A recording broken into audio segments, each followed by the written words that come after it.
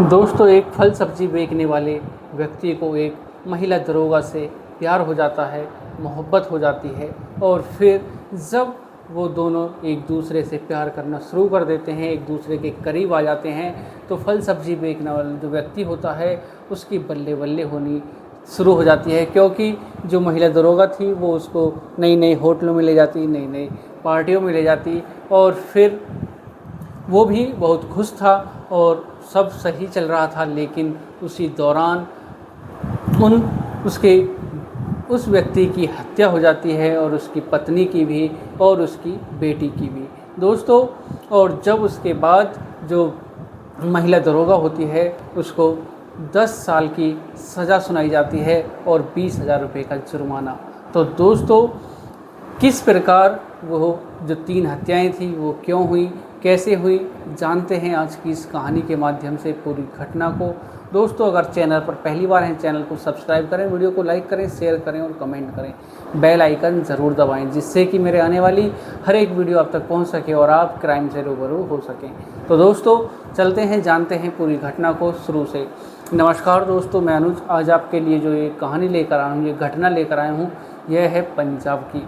दोस्तों, पंजाब कोर्ट में 11 मई 2025 को एक महिला दरोगा कटघरे में खड़ी हुई थी और जज साहब उसको सज़ा सुनाते हैं कि 10 साल की कठोर कारावास की सज़ा सुनाते हैं और 20,000 रुपये का जुर्माना। और दोस्तों, उसके बाद जब उसको वह सज़ा सुनाई जाती है तो वो फपक कर रोने लगती है, जज साहब के सामने हाथ जोड़कर गिड़गिड़ाने लगती है कि मुझे माफ़ कर दो। और उसके बाद जो कोर्ट के अंदर जो व्यक्ति थे वो जब इस सज़ा को सुनते हैं तो सब यही कहते हैं कि इसको सज़ा बहुत ही कम सुनाई गई है, इसको वही सज़ा होनी चाहिए थी जो उन तीनों के साथ हुआ।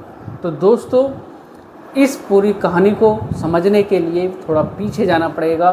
दोस्तों, 10 अक्टूबर का वाक़या होता है। एक व्यक्ति और एक महिला एक होटल के अंदर जाते हैं और एक कमरा बुक करते हैं। और फिर जब वो कमरे को बुक करते हैं और अपना आधार कार्ड देकर कमरे को बुक करते हैं, और जो महिला होती है वो थोड़े ही समय बाद बाहर आती है और कहती है कि मैं अभी थोड़े ही समय बाद वापस आऊँगी। और दोस्तों, जो व्यक्ति होता है वो उस कमरे के अंदर ही रहता है। 1-2 घंटे बीत जाता है और जो उन्होंने जितने समय के लिए जो कमरा बुक किया था वो समय बीत जाता है। तो होटल स्टाफ सोचने लगता है कि जो व्यक्ति है वो अभी तक आया नहीं। और फिर जब होटल स्टाफ उस कमरे के पास जाता है, दरवाजे को खटखटाता है लेकिन दरवाज़ा नहीं खुलता है। और जब उनको लगता है कि कुछ अंदर गड़बड़ है तो वो मास्टर की लेकर आते हैं और दरवाजे को खोलते हैं। जैसे ही वो दरवाजे को खोलते हैं तो उनके पैरों के तले से ज़मीन खिसक जाती है। वो सोचने और समझने के लिए मजबूर हो जाते हैं कि आखिर यह कैसे हुआ। दोस्तों, जब वो कमरे के अंदर देखते हैं तो देखते हैं कि जो व्यक्ति है वो रस्सी पर झूला हुआ है और उसकी जो सांसें हैं वो थम चुकी हैं। दोस्तों, उसके बाद होटल स्टाफ पुलिस को सूचना देता है। मौके पर पुलिस पहुंचती है और जब पुलिस जांच पड़ताल करती है तो उसके आधार कार्ड वगैरह देखे जाते हैं। तो उसमें पता चलता है कि जो व्यक्ति है उसका नाम विक्रमजीत सिंह है। उसकी जो उम्र है, एज है उसकी 40 साल के लगभग है। और उसकी एक पत्नी है जिसका नाम सुखवीर कौर है। और उसकी एक बेटी भी है जिसका नाम तन्वी कौर है, जिसकी उम्र 18-20 साल है। दोस्तों, परिवार वालों को सूचना दी जाती है तो परिवार वालों से पता चलता है कि वो एक आढ़ती है। और फिर उसके बाद पुलिस जब उसके परिवार वालों को यह सूचना देती है, उसकी पत्नी को यह सूचना मिलती है कि उसका जो पति है विक्रमजीत सिंह वो किसी गैर महिला के साथ होटल में था। तो यह उसकी जो पत्नी होती है वो यह सदमा बर्दाश्त नहीं कर पाती है और फिर वो बिना सोचे समझे ही, किसी को बिना बताए ही घर पर जाकर वो भी रस्सी पर झूल जाती है। उसकी भी सांसें थम जाती हैं दोस्तों। और फिर उसके बाद पुलिस यह सोचने और समझने के लिए मजबूर हो जाती है कि उसकी पत्नी ने भी ऐसा क्यों किया। दोस्तों उसके बाद पुलिस जांच पड़ताल में लग जाती है कि जो महिला इसके साथ आई थी वो कौन थी। और जब पुलिस वालों को पता चलता है कि वो जो महिला थी वो एक दरोगा है और जिसका नाम संदीप कौर है और वो अमृतसर के एक थाने में तैनात है। दोस्तों जब पुलिस को यह सूचना मिलती है, पता चलता है, तो वो उस महिला दरोगा को गिरफ्तार कर लेते हैं और फिर उसके बाद उससे पूछताछ करना शुरू कर देते हैं। और फिर जब वो महिला दरोगा कहानी को बताती है तो सब सोचने और समझने के लिए मजबूर हो जाते हैं कि आखिर ऐसा कैसे हो सकता है। दोस्तों जब वो महिला दरोगा बताती है पूरी कहानी को तो सबके पैरों के तले से ज़मीन खिसक जाती है। तो दोस्तों वो महिला बताती है कि अब से कुछ महीनों पहले ही मेरी मुलाकात विक्रमजीत सिंह से हुई थी। मैं फल और सब्ज़ी लेने जाती थी, उसके बाद हम दोनों की मुलाकात हुई और हम दोनों की बातें शुरू हो गईं। और फिर जो विक्रमजीत सिंह था वो मेरे घर पर ही, उसके घर पर ही सब्जियां फल लाना शुरू कर देता है और फिर वो एक दूसरे से बातें करना शुरू कर देते हैं और धीरे धीरे जो संदीप कौर होती है वो उसको प्रपोज़ कर देती है, यह जानते हुए भी कि वो एक शादीशुदा है और उसकी एक 18-20 साल की बेटी भी है। दोस्तों उसके बाद जो संदीप कौर होती है, महिला दरोगा होती है, वो बताती है कि अब से कुछ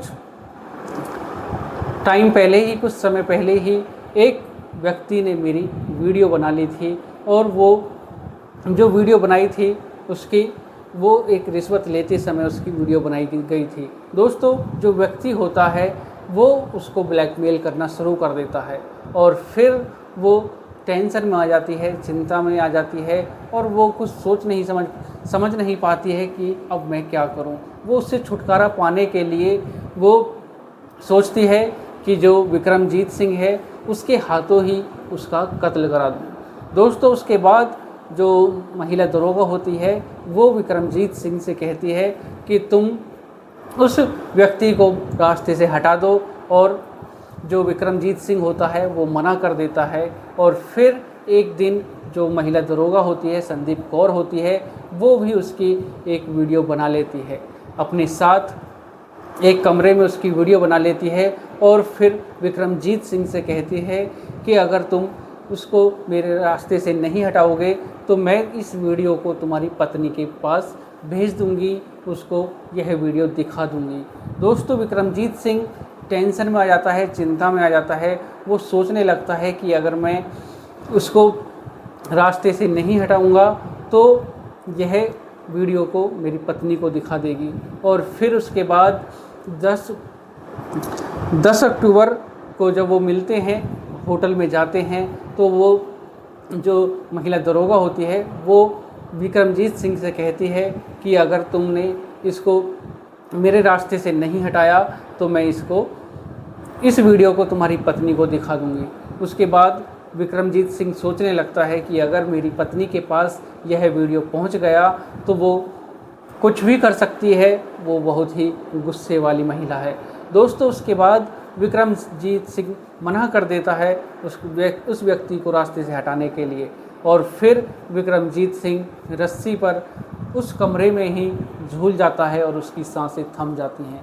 दोस्तों जब पुलिस पूरी कहानी को सुनती है तो जो महिला दरोगा होती है उसको निलंबित कर दिया जाता है, ड्यूटी से हटा दिया जाता है। लेकिन उसके बाद कोर्ट में जो केस होता है वो कोर्ट में जाता है और उसको फिर बाइज्जत बरी कर दिया जाता है और वो फिर अपनी ड्यूटी पर ज्वाइन कर लेती है। 3 जनवरी 2025 को वो अपनी ड्यूटी ज्वाइन करती है। और जब उसकी जो विक्रमजीत सिंह है उसकी बेटी को यह पता चलता है कि जो महिला दरोगा है जिसकी वजह से उसके माता और पिता की जान गई, उन्होंने अपनी जान गंवा दी, उसको बाइज्जत बरी कर दिया गया और फिर वो अपनी ड्यूटी पर भी तैनात हो गई।